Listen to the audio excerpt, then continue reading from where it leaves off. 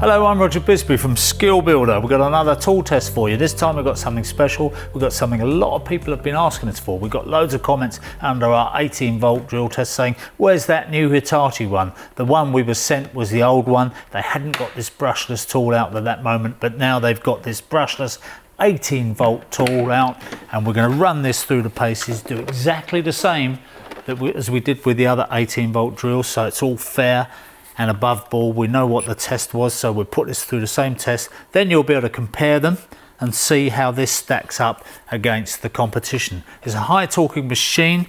It's got a great big long side handle, which suggests that it's got a lot of torque. So I'm looking forward to it. It's got 6 amp hour batteries as well, so there should be loads of run time in it. So we'll run it through the tests and let you see how we get on.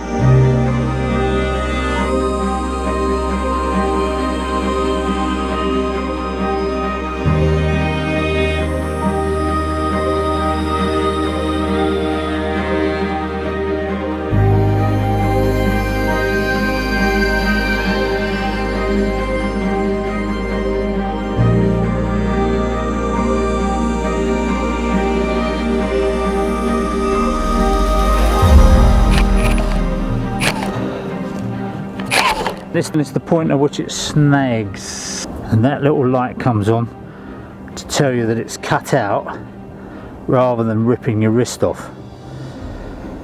So you have to take that off, and then it'll go again, and then it'll cut out again.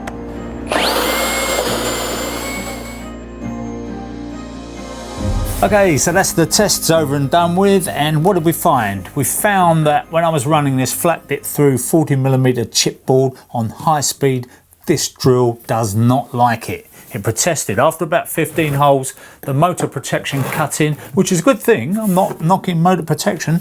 Cut in, stopped me doing it, and I had to wait, let the thing cool down, do a few more holes, then it heated up again, then I had to stop. So in that kind of extreme test, if you like, running one hole through after another on high speed, it was enough for it. Now, I've done that same test with other drills, and the only other one I found that really protested was the Festool Quad, the one with the 4-speed gearbox, did not like to go through on high speed either, and I had to drop that down a cog. But the difference there is you've got 4-speed gearbox, so you could drop it down to 3, so you still have plenty of speed. With this, the only way forward was to drop it down to first speed, and then it went through and it was absolutely fine under that 28mm bit, as I say, so it's just about its limit, if you like, on high speed. But on low speed it went through, it would have carried on all day long. So that's how I got 138 holes in the chipboard on speed 1, which is not how I normally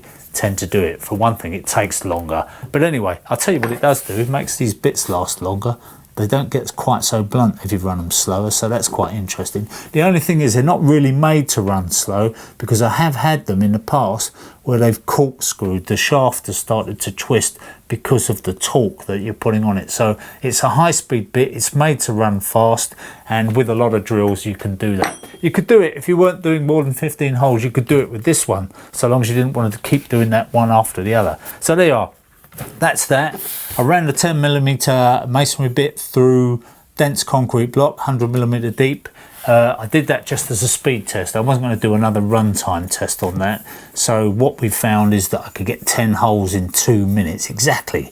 Right on the button, it was 2 minutes exactly. So that gives you an indication of how fast it is, and you can compare that with other drills. As we test them this year, we're going to put them all through the same test, so that at the end of the year you get a chart, and you can look at the chart and you can say that one did well with this, that one did well with that. Now there's going to be people, I always get arguments from people, they always say, oh, you're not testing apples with apples, you know. Well, why would you, you know, for goodness sake? What people want to know, as far as I'm concerned, you can argue with me on this, but you know, I can only do what I do.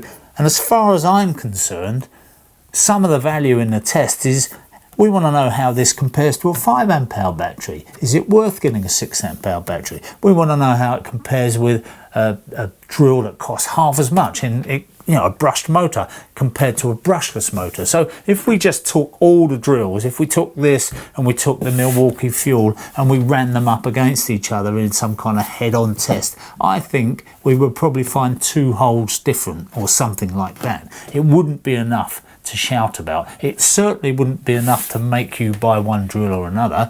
You tend to buy the drill according to what battery platform you're running and other considerations about whether you like the brand or not. So what you want to know is whether it's up to doing the job. It's got a nice fast charger, by the way, on it, which is pretty good, with lots of lovely coloured lights. I love a coloured light, look at that.